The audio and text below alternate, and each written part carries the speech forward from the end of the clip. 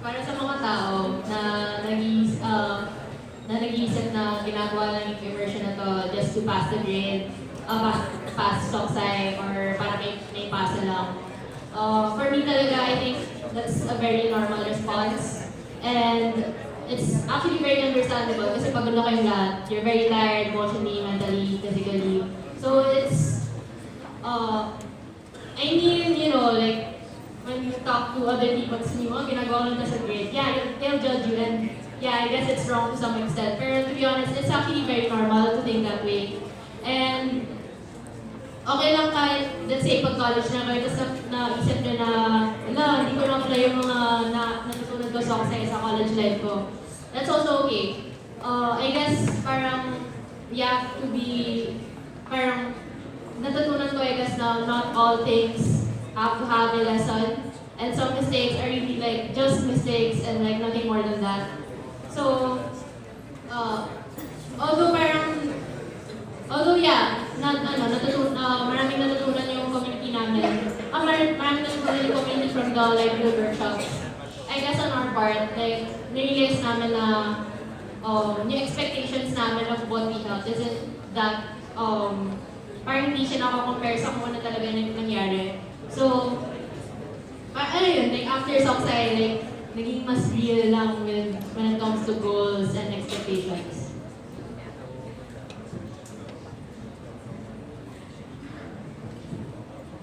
I think for me, the most important lesson na natutunan ko was that I'm pretty sure all of you know na that there are a multitude of communities you can join, and there are a multitude of things you can do to help others.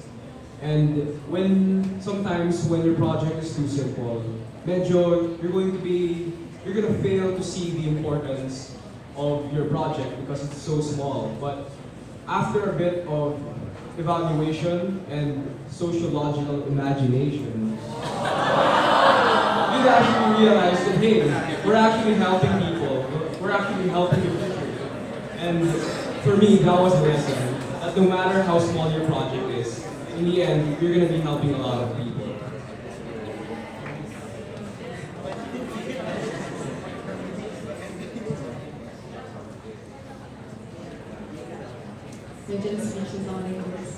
Sociological imagination.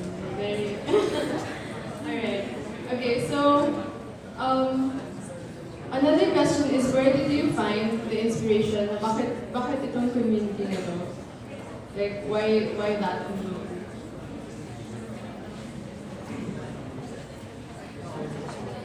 So, actually yung una namin, well, yung group namin is composed of me, Samgaw.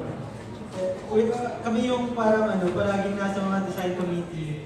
So medyo well-versed kami, I guess, sa paggawa ng published materials. So parang, since alam namin yun, nasa comfort zone na kami. So, pili na lang kami ng kung saan ma-apply yun. So, una talaga Haribon, pero hassle. Hirap nilang makapag-coordinate kung bago mag-apply.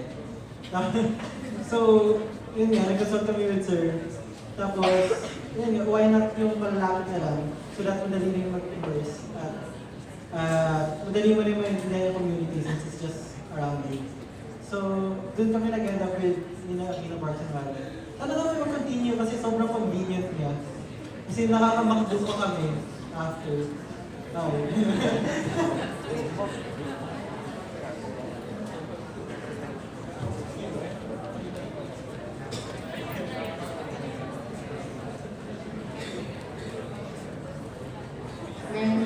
Hi audience, may questions ba kayo?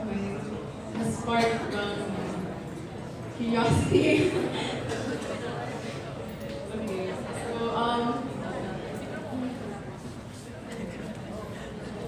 okay, so let's just give a round of applause to our never mind, sorry, may question pala. Let's forget that topic.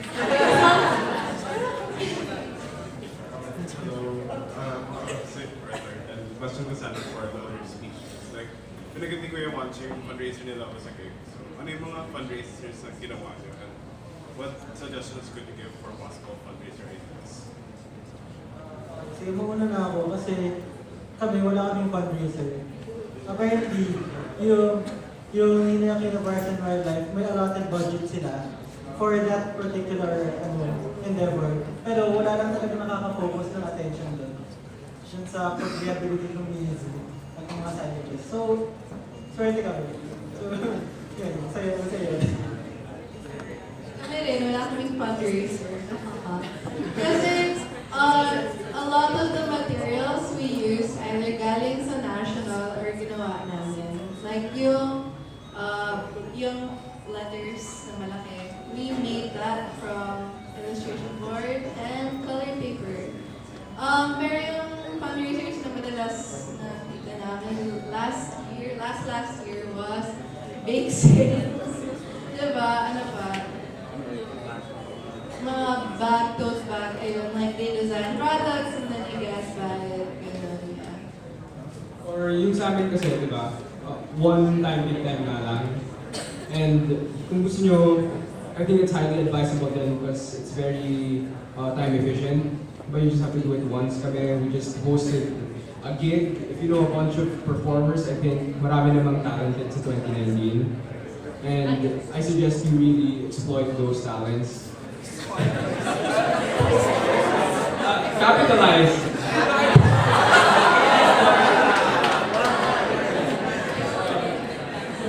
Utilize those talents for helping people. Yes, kasi diba talent naman. And ikaw ba may talents ka?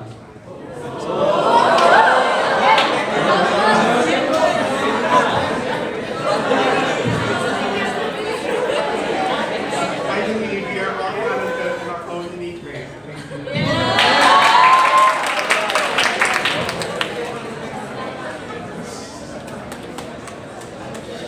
Sa amin, you look for siguro a food place or something na nagbibigay ng mga discounts or mga buy one take one.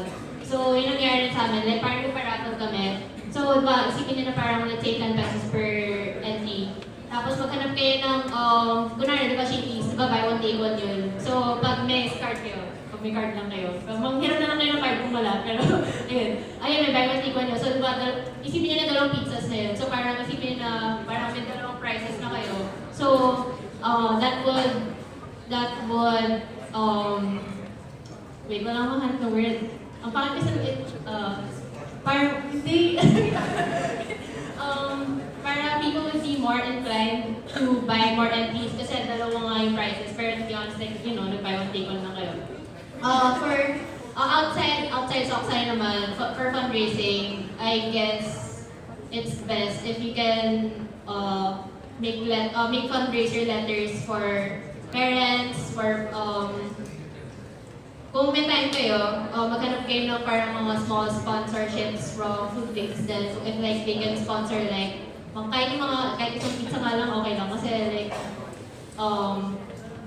kung maganda yung fundraising letter nyo, I guess they would say yes to it. So parang yung naging experience ko like outside. So yeah, letters, then look for something that would na lesser cost, tas like malaki yung magiging base nyo. Okay, thank you. So, may questions pa ba? Does anybody have a question? Hindi na kayong mahiya, guys. So, okay, ngayon malakpakan natin ulit sila for sharing their knowledge. So, tinatawagan ko si Ma'am Pilar and si Sir Jenjen para po igawan yung mga certificates na.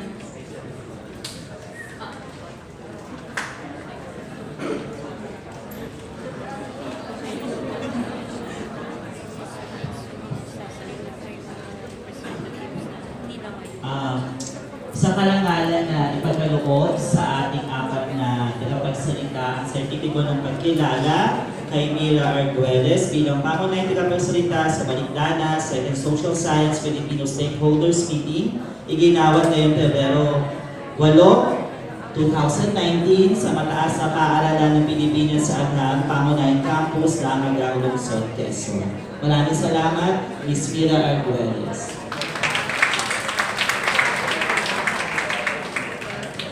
Sertipiko ng pagkilala para kay Ginoong Basilio Pangilinan. Maraming salamat.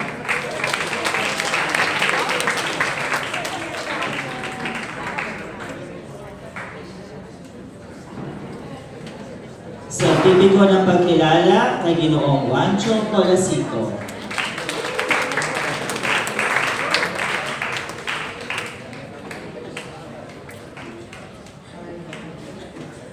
At sertipiko ng pagkilala para kay Binibini Sara V.U. Muli palakpakan natin ang ating apat na nakapagsalita. Maraming salamat.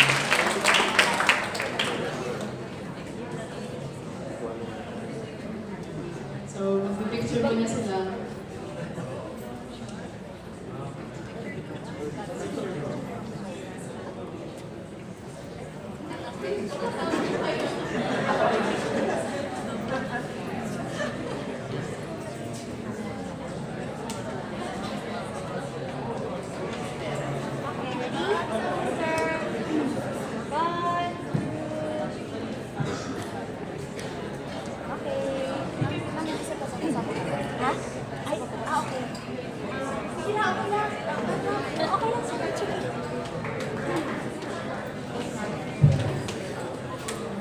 Okay. So, ngayon naman, tinatawagan ko yung mga community representatives and yung kahit samahan sila ng one person from each group. So, punta po kayo dito sa harap. Yung mga community representatives.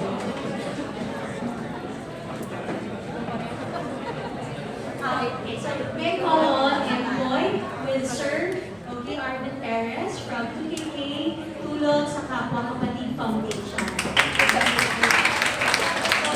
Short message lang, sir, sa paano po ang ginagawang proyekto po ng Envoy sa 2KK. So, good morning po sa inyong lahat.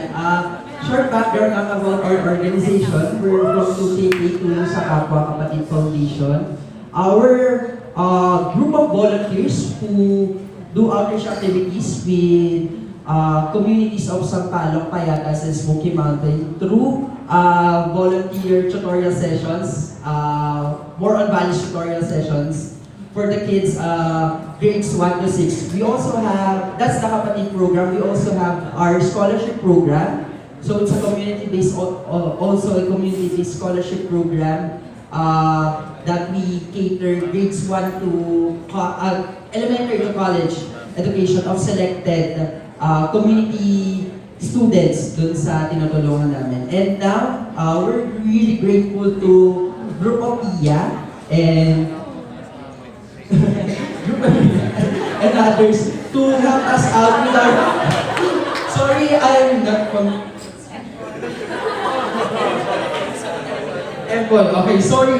Medyo may nakasap ko sa sa names. Mas prefer ko yung sa mukha. And mas nagko-communicate kasi kami ni Iya. So, with their help, they're trying to help us out with our marketing materials. So, isa yun sa projects nila, but we're trying to really, kasi we're a volunteer organization, so we're trying to really maximize the potential of the people na pwedeng matulungan kami. So, as our first project, there will be the one who will do the layouting and layouting ng materials namin for the year-end report ng 2018. So, it's a big thing for us kasi in terms of graphics, hindi talaga kami super inclined sa graphics and super thankful kami na matutulungan nila kami sa ganung paraan. And at the same time, they're still doing volunteer tutorial sessions. So, last Saturday, they went to the community of Sampaloc. They did a community immersion also. They visit the community and also teach the kids stories na eventually these kids will be inspired by the stories and din yung values na na gagawin din nila.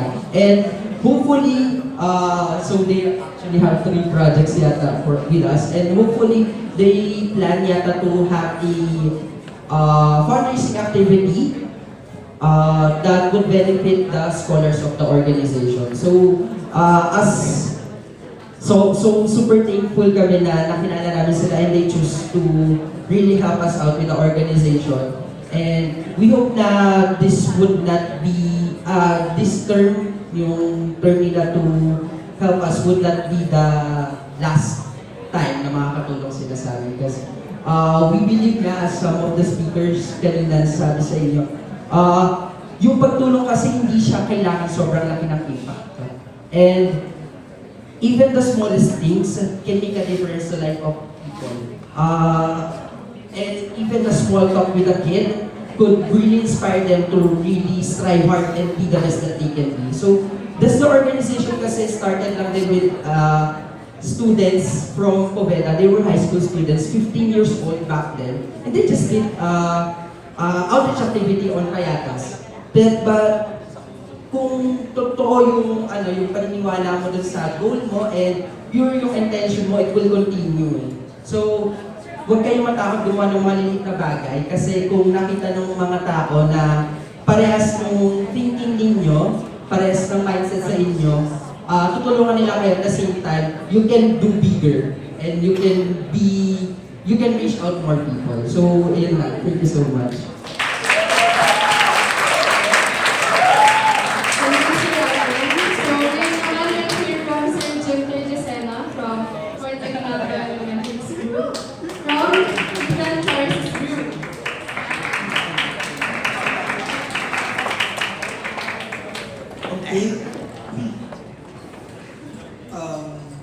I'm not from UP, I'm not from Ateneo. I'm from PNU. I'm just kidding. Alright, so thank you very much. Thank you very much, Ethan and your group, that you chose our school. Now, I also have my good friend here from Cubao Elementary School. Of course, Ma'am Dr. Telmo. She's a very dynamic school head. I am not actually the school head, correction. I am just a representative of the school. Alright, way back, I just want to give you a sort of story with my experience with the curriculum. Way back 2010, when we are actually critiquing the curriculum for the senior high school, in one of my master's degree classes in PNU, we have encountered this program for immersion.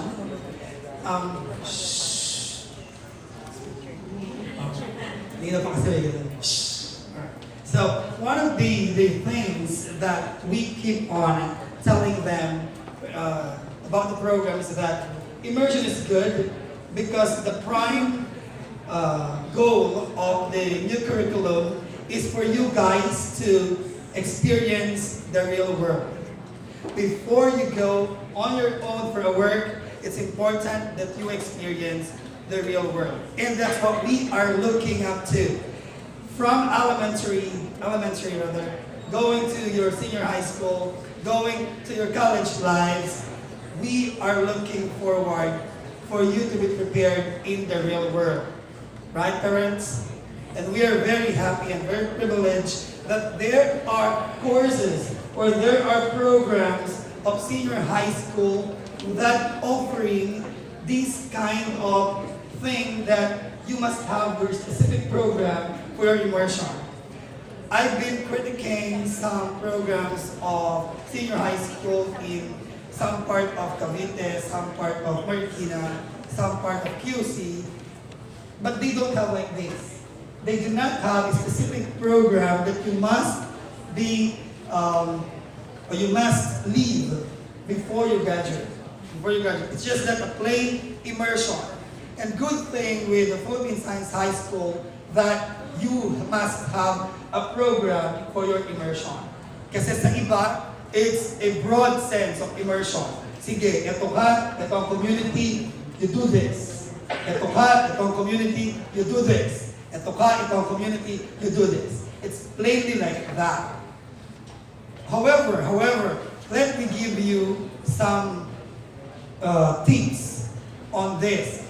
One thing that you should know when you immerse to a real community is that you shouldn't be afraid to commit mistakes. Because that's one thing na nagiging problem ng lahat ng bata, ng lahat ng group. Nag-aaway-aaway na sila pag may mali. Right? Right?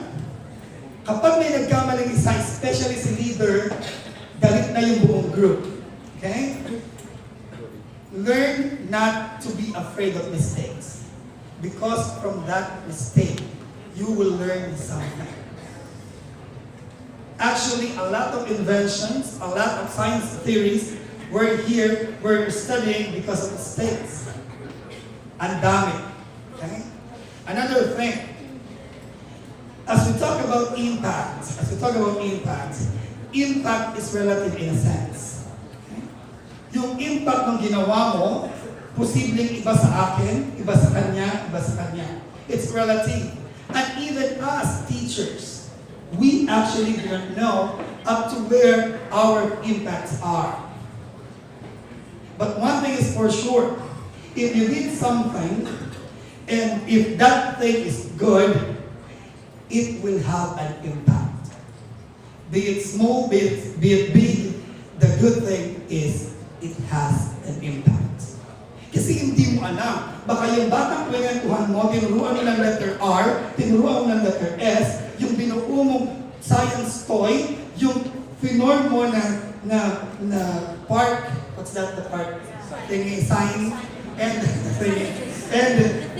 one thing pa yung kinausap mo sa jail, it changed their lives. And changing one life is a big impact on my sense. On my perspective, changing a life, even a one person's life, is a very big impact. So you should not be focusing on, let's have an impact, a very big impact on that. No, something like that. Impact is relative. Actually, even your parents, if you graduated with that particular program being left in school and sustained, that will be a good impact for your parents. What you are doing right now would have a very good impact with your parents. First, don't be afraid to commit mistake. Two, impact is relative.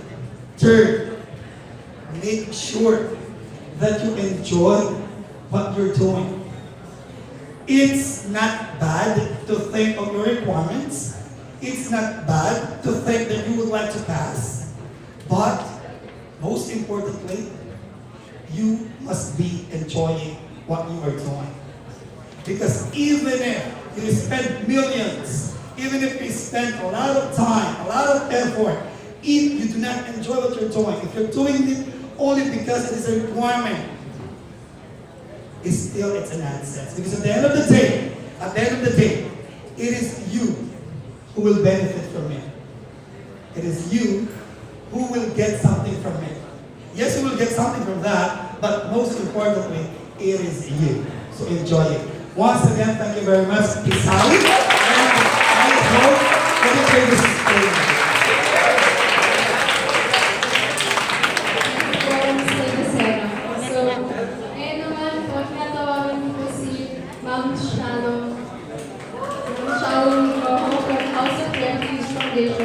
Mula sa barangay Matandang Nalan.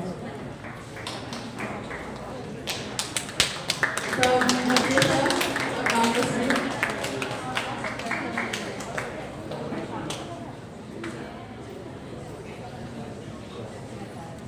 Magandang umaga po, maayong pagsabanan. May from Mindanao at Visayas ba dito? Visayas kayo, hindi. Okay. Ako po si Shalom. I'm a social worker po ng House of Refuge Foundation. We are very happy po to the PSHS Visayas. We consider them as family. Okay po. Ang House of Refuge po ay isang orphanage. Ito po ay nag-cater ng abandoned, neglected, orphan, and surrendered children. We have adoption, family reunification, and independent living po. Kaya po malaki ang pasasalamat namin sa lahat ng mga estudyante na pumunta at tumulong po sa amin. Actually, we're the second thought about accepting students because of the confidentiality of our clients. Pero sa parte naman po iyon, nakita namin na itong mga estudyante ito ay part ng rehabilitation po ng mga bata namin na nasa house of refuge. So, minsan, or most of the time, English sila. So, yung mga kids po namin, nag-English din. So, yun po ang isang way na how we prepare our children for adoption. Isa po ay hindi po regular na tutorial ang ginagawa nito. Ang grupong ito ay mayroon silang iba't ibang klase ng activities na binibigay sa mga bata. Ito po ay hindi lang parang hit and miss po nila. Ito yung tinignan po nila kung ano po yung need ng mga bata nito. So we have planning before the immersion. They have a time with the children to see kung ano po ba kailangan po nila.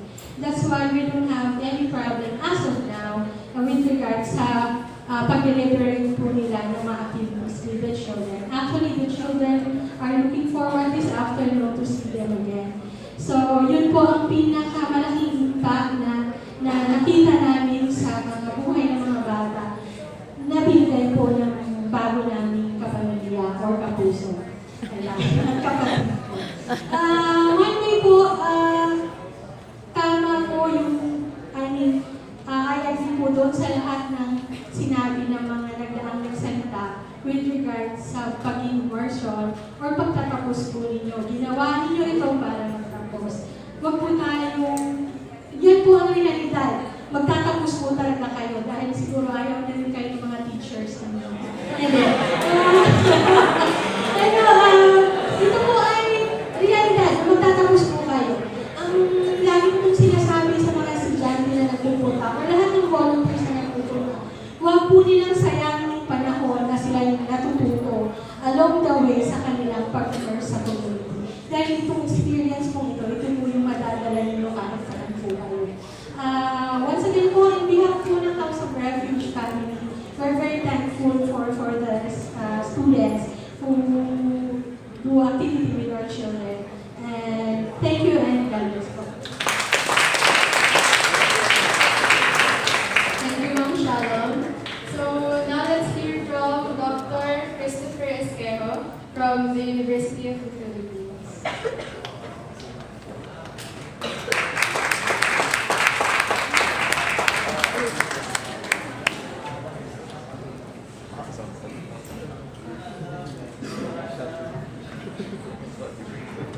Magandang umaga po. So ako po ay taga-UP Department of History. So ako po ay mapalad na pinagsultan sa grupo ng Isabel. Nagpunta sila sa department at pinag-usapan namin ng kanilang research project na mag-analyze ng mga textbooks, history textbooks sa grade 6. No, ang isa ay pupulin sa isang public school. Yun ay ang Costa Ligas. Sample, history textbook. At ang suggestion ko, isa pang history textbook sa isang private school. No? So, alam naman po natin na ang mga textbook, kasi K to 12 na, no? So sa UP ngayon ay hinahanda na namin yung first batch ng graduate sa K to 12. No? So, alam po niyo yung problema sa textbook, matagal na yan. 2003, mayroong isang article na lumabas na mayroong isang supervisor, sinabi niya na yung isang Asian history textbook ay almost 431 factual errors. No? So, tapos na-refer yun sa DepEd, pero ang DepEd at that time, parang hindi sila open doon sa correction. So, ngayon, parang ang challenge dito sa grupo nila ay suriin, no? After many years, no, na fully implemented na yung K-12, tignan natin ngayon ano yung ginagamit ng mga textbook sa pag-grade 6.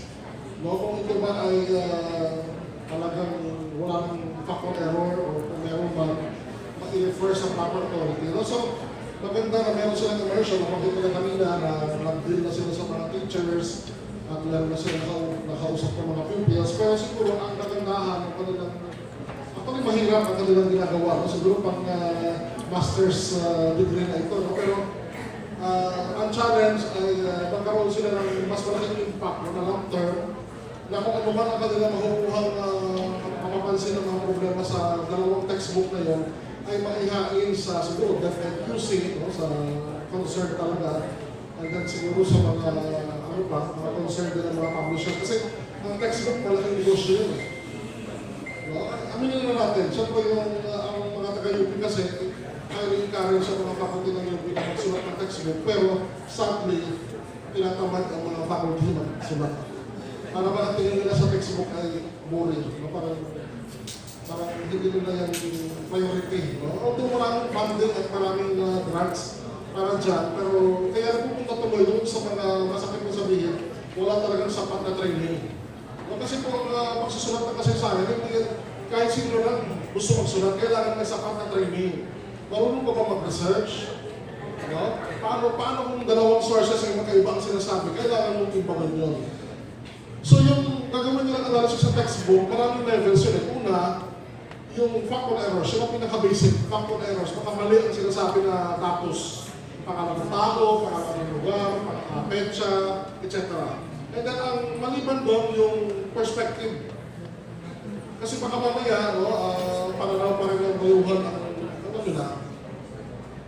And then yung pangatlo na gusto kong maging unique sa kanilang study, yung mga focus, yung mga themes, no, or stress. Meron kasi, in my opinion, meron 5 centrisms yung mga textbook na kung gusto mo magkaroon ng isang nationalist, inclusivist na pananaw, no, sa kasaysayan ng Pilipinas, kailangan maramdaman mo na ikaw ay bahagi ng Pilipinas. So halimbawa, ang unang problema sa textbook, may oras pa ako, no? Ang una ay yung Manila-centric, Tagalog-centric, Luzon-centric. Si Ma'am yata ay Bisaya ba si Ma'am? Yung nagsalita kanila, ako Bisaya din ako. So parang, kung ako yung Bisaya, marunong naman ko bang bahagi ako ng bansa?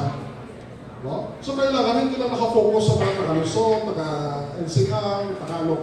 So yun ang unang challenge, geographic. No? So kung sabihin, nalaman nila yan, ilang beses binanggit ang Manila, ilang beses binanggit ang Mindanao, ilang beses binanggit ang Visayas, para ramdaman mo yun. Kung bansa ito, bakit wala kami dito? Nakuha po niya. So yun yung unang challenge. Manila-centric, Tagalog-centric, Luzon-centric. Pangalawa ay yung Christian-centric. Ang hina-highlight kasi ngayon po, ang unang misa, ang unang santo, mga ekspedisyon ng Magellan, ano ba naman? Ngayon ba naman? Pinag-uusapan pa natin yung mga ekspedisyon. No, sorry, siyempre sa UP medyo iba na yung perspective. So parang very trivial. No? At saka pinag-aawayan pa sa mga unang misa, sa Butuan ba yan, sa Limasawa ba? Mahalaga din yan sa mga Katoliko, pero sa mga hindi Katoliko, sa mga Muslim halimbawa, parang others. So parang naman din ang others sila. Kasi masakit mo sabihin, no? Binubuo pa natin ang bansa. Meron pa rin mga Pilipino na hindi nila matanggap na Pilipino sila. Kasi nila-equate nila na ang Pilipino ay Kristiyano. So yung mga Moro, yung mga kapatid natin Muslim, dahil hindi sila Kristiyano, hindi sila Pilipino. Nakukuha nyo? So kailangan paramdam sa kanila na hindi lang tuwing either premier, either adha, di ba? At kahit sa mga Filipino-Chinese, hindi lang dahil kung hefatso ng Martes, ba? Kailangan paramdaman nila. So medyo dapat bawasan yung pagiging Catholic-centric or Christian-centric. Sa religion yan. Pangatlo ay political-centric. Masyadong nakafocus sa mga petsa. No? So siguro challenge din sa mga teachers natin sa basic education, binobombard ng mga petsa ang mga bata. No? So ano ang mangyayari sa mga bata? Di na-traumatize sila sa history. Kaya sabi naman sa UPCAT, sa UP, bakit every batch, no, sa dinami-dami na mag-intake ng UPCAT, 140,000 na yung itong papasok na batch, ang tatanggapin na dyan, mga 60% lang. Tapos ang kukuha ng history na degree na course, mga 10 lang, okay na nga yung 10 eh, merong taon na 2 lang. No? So makikita natin na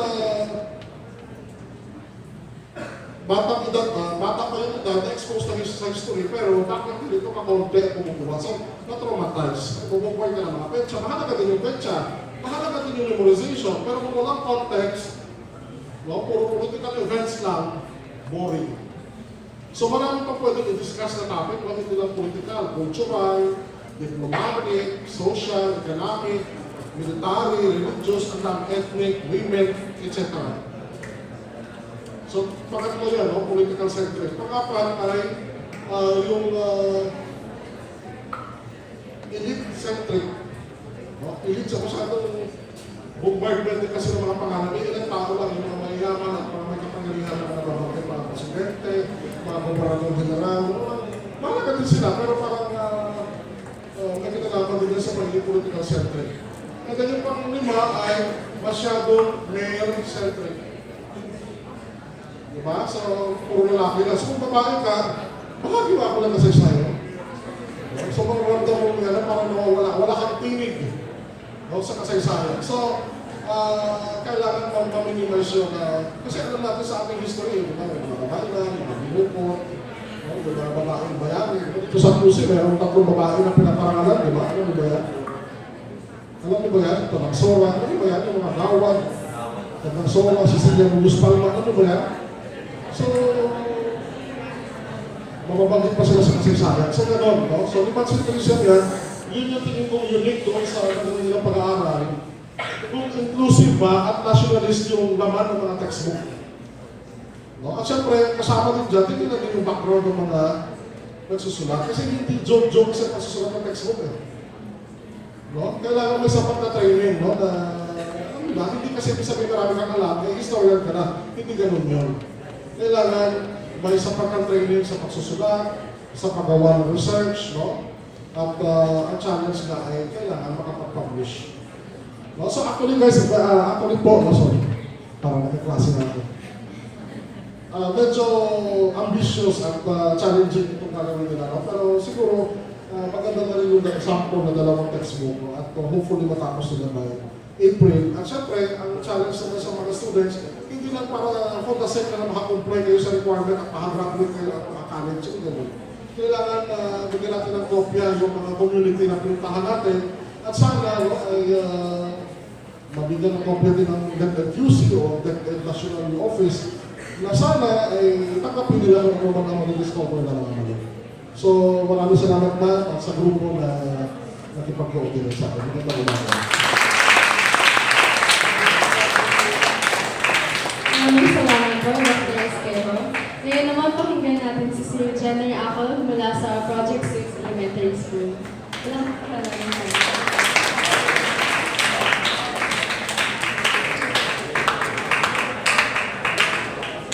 Good morning, everybody, with the group of Ron and Dandy. On behalf of Project 6 Elementary School, my name is Dariner. Ako po yung representative ng aming school head, principal na si Ma'am Bernalisa Libana. Would like to express our heartfelt gratitude and sincere appreciation to Philippine Science High School for having us one of the recipients of their commercial projects. Nakakatuwang isipin na in public schools, hindi lang kayo yung nakakatulong, mismo yung mga bata na experience nila. I would like to share yung first time na nasali ako with this project ng, I don't know what's immersion, nung nanood sila ng sine kay Ma'am during the Goyo ang Batang General. Okay, and one of the pupils ay first time niyang manood ng sine. So, nakakatuwa na through these projects, mga batang natutulungan sa maliit na bagay na nagpapasaya sa kanila. So, sa ngalan po ng Project 6 Elementary School for the future projects of Ron Andy, and on behalf of Project 6, God bless po ang Pisay. Maraming salamat po. Good morning. Maraming salamat po, Sir Apple. Ngayon naman, pakinggan natin si Ma'am Tony Cruz mula sa Barangay Cruz Talagas. Nandito po ba siya?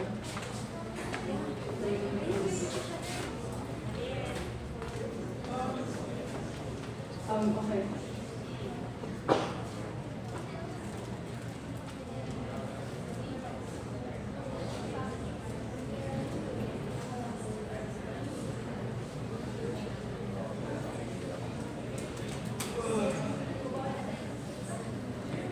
Okay, so, natawagan ko po si Ma'am Thelma ko from Cubao Elementary School.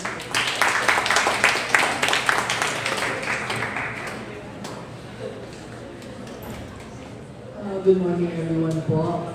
I just want to inform everybody that Cubao Elementary School will be forever indebted sa Philippine Science High School. No? You may not know it, pero ang laki ng impact ng presence ng students from Pisari sa school namin. Kasi, ang bata pag nagkwento, maalam mo ba, taga-Philippine Science kasama namin kanina, sila nagturo sa amin, ang gagaling nila. That's what they always say. So, you may see it as just a simple requirement on your part, but you serve as inspiration to our students. And that is maybe one reason dahil taon-taon po may qualifier kami dito sa school. Because, nag-challenge sila, you act as models to our pupils. Totoo po yun. Sabi ko nga, sana may forever na relationship or partnership ang Philippine Science with Cubao Elementary. Dahil sabi ko nga po, nabanggit na namin noon, dati-dati kasi when you talk of science, medyo allergic ang bata. Kasi takot sila. But the exposure you gave them, nagkaroon sila ng hands-on activities, so many trainings, ginawang very appealing to their eyes ang library namin. I cannot enumerate all of the involvement that the school has and will forever have with the school. Kaya, thank you so much po. We really are very grateful. And sana nga yung lahi nyo dumami pa para madagdagan ang mga bata na i-invite sa school namin. Maraming salamat po.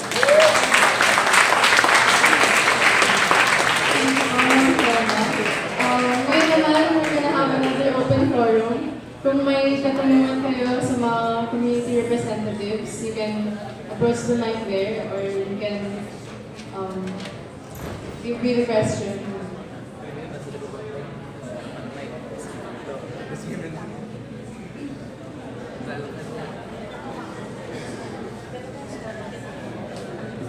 Okay, I'll ask. So, I'm Cecil Bertolay from the SOCSA unit. At ang ganito po nagiging challenge or nakikita kong problema po sa mga public schools, kung ano pong mabibigay niyo sa kanilang advice, yung pagkuha po ng mga DepEd approval, yung mga barangay clearance, yung marami pong mga paperwork po, na minsan yung mga bata po parang they get discouraged na, ma'am, natutuloy mo kami dyan, maaprubahan ba kami ng DepEd, kasi gusto po talaga namin sa eskwelahan nila. So ano po bang masasabi niyo po ma'am sa proseso po na ganyan?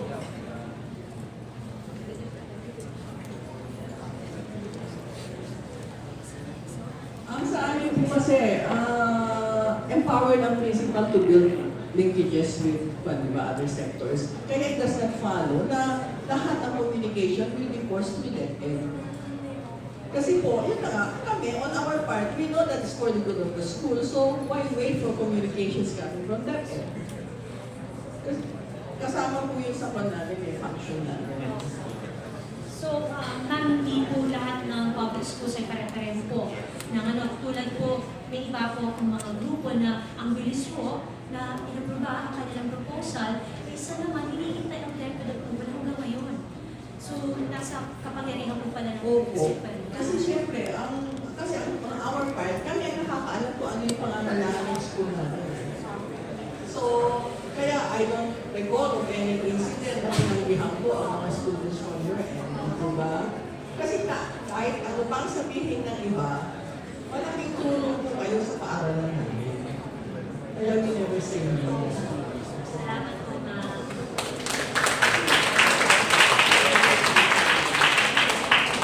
May mga katanungan para sa ating mga community representatives.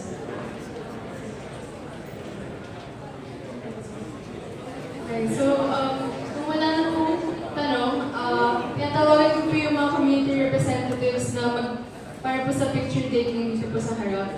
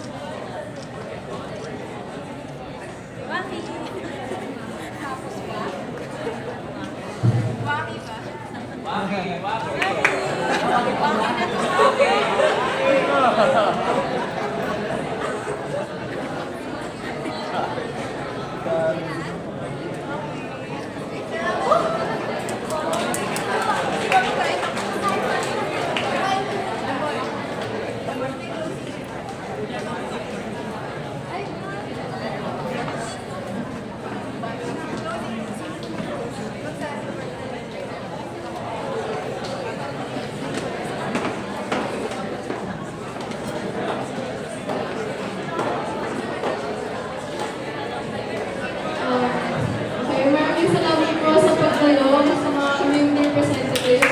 Salamat natin sila sa ngayon naman, para sa closing remarks, Mrs. Rosalia.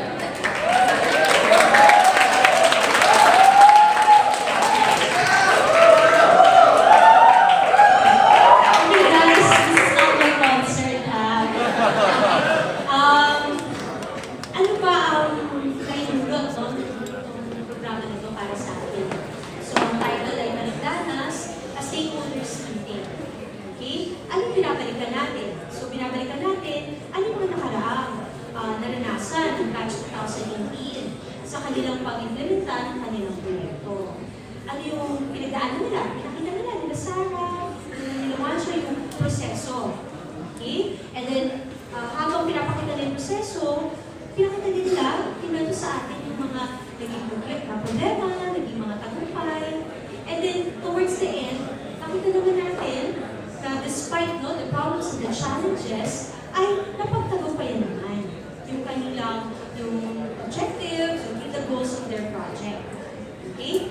And then, okay, okay, and then after that, okay, summarize ko na lang, okay, and Ma'am Donna can close it. Okay? After nun, makikita na bawat grupo, di ba, kahit maliit man or malaki, ang nakita nilang impact, ay merong impact. So huwag natin sabihin na toy life na lang ang ginawa namin eh. Simple lang po yun. Pero tama yung sinabi ng Sir Sena. Di ba? Yung tinuro yung letter R, letter S, ay first time pala natutunan nila yun, and that's already a big impact for these children.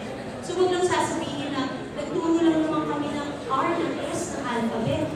Para sa inyo siguro bilang mga Bisay scholars, ay napaka-basic nun. Pero sa mga bata na coming from communities na talagang kulang sa mga kaalaman, malaking bagay para sa kanila yun. Hindi lang letra yun. Yun ay yung pagkaaral para sa kanila. Okay? So, and in that way, you're not only helping, okay, these students, from the communities, from the, Ninoy Aquino parts of the public schools, it's also sa inyo din. What impact it has on you? It will have on you, the batch 2013. Okay, so ano ang impact nito sa atin? Bilang estudyante, hindi lang kayo karaniwang estudyante, kayo estudyante ng Philippine Science, kayo scholar ng bayan, palabas ng palabas, palaki, kayo ay, di ba, citizens of the Philippines, lalabas din, citizens of the world, eventually, di ba? So, yun yung impact, no? Mula sa inyo, ang lalabas yan. Okay, sa buong komunidad. So, yun yung impact. May impact din para sa mga magulang. Diba? Bakit ko ginagawa ito ng anak ko? Lumalabas every Friday. Bakit nagpapaalam na lang sa akin? Totoo ba talaga naging version nito? Ba talaga may pinagpapakakiba? So, may intindihan din bilang mommy daddy. Bakit natin ginagawa ito? Ganun, para din sa aming mga guro, nandito rin kami para gabayan kayo sa proposal, hanggang sa implementation, hanggang sa mapagtagumpayan kayo. Okay, so tama yung sinabi, di ba? Mag-enjoy tayo, at hindi lang ito bilang requirement para makapag-graduate. Yes, no, that's the reality. Pero tingnan din natin na nakakatulong tayo sa bansa, sa mga komunidad, sa mga public schools na ito, yung mga bisita natin, nakakatulong tayo. Okay, para sa ating bayan. So yun ang the way I summarize. So I hope may nakakatulog itong ating meeting sa atin. Okay, so ngayon tatawagin ko na po ang head ng Social Sciences Unit, ang Honorable for closing remarks. Hi guys! Hello, Batch 29. Ayun tawag dito. Sorry, medyo hiningal ako galing akong dorm eh. Doon yung class ko eh. Kasi may injured. Anyway, una, nagpapasalamat po ako dun sa mga dumating na parents, na mga people din po from the community, of course, sa students. Kasi mahalaga po itong stakeholders meeting na to dahil kaya din po siya pinata para magkaroon tayo ng leveling off ng expectations. Malinaw sa atin ano yung objective ng curriculum, malinaw sa atin kung para saan yung pakikipag-ugnayan natin dun sa mga community. Malinaw din sa atin paano natin i-attain itong mga objectives na to. Marami ganda din mga sinabi ni Ma'am ni Ma'am Cecil na yung curriculum na to actually favorite ko siya kasi ito na yung opportunity para sa atin na lumabas sa apat na sulok ng paaralan, matuto mula dun sa experience natin sa pakikipag-interact with the people sa community at matuto rin mula sa kanila. So, ito lang siguro yung reminder ko guys. We do it not to show that we're superior and we're Messiah. Okay? We do it because we realize that we need to partner with communities para i-implement yung change na gusto natin makita dun sa bansa natin. Dahil dun guys, siguro tignan nyo na rin siya na wag as a responsibility or a requirement, but more of a learning opportunity na binigay ng PSI para i-apply lahat ng natutunan nyo mula grade 7 hanggang grade 11 at until now, na ang nangangailangan ng application ng mga inaral natin ay hindi lang sarili nating interest or hindi lang dahil sa sarili nating pamilya. So, bilang mga DOST scholars, scholar nga ng bayan, no? Meron tayo talagang responsibility at i-recognize natin yung responsibility na yun sa paglingkuran yung sambayanan. And this is our chance. But then, again, ano nga siya? Two-way siya. Always take note na two-way siya.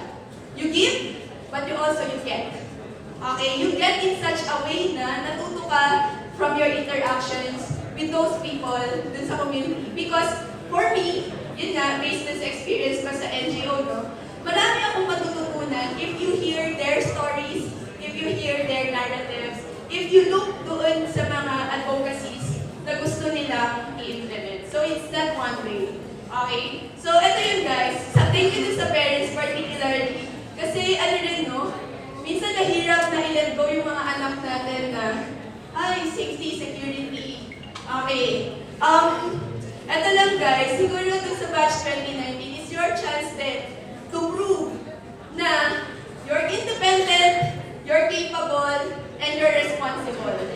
Okay? You will not use this time, no? Na para gamitin sa ibang bagay, but you will use this time to learn from other people. Okay? So, sana at the end of the year, okay, yung pag nag-implement na kayo ng project, of course, madaming project yan, maraming pagdadaanan na logistics yan. Okay, at the end of the year, I hope, guys, that you find fulfillment in what you did. Okay? Kasi at the end of the day, yun nga, how do you measure your happiness?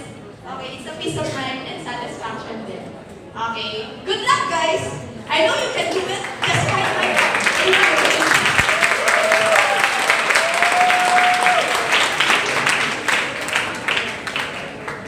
Maraming salamat po.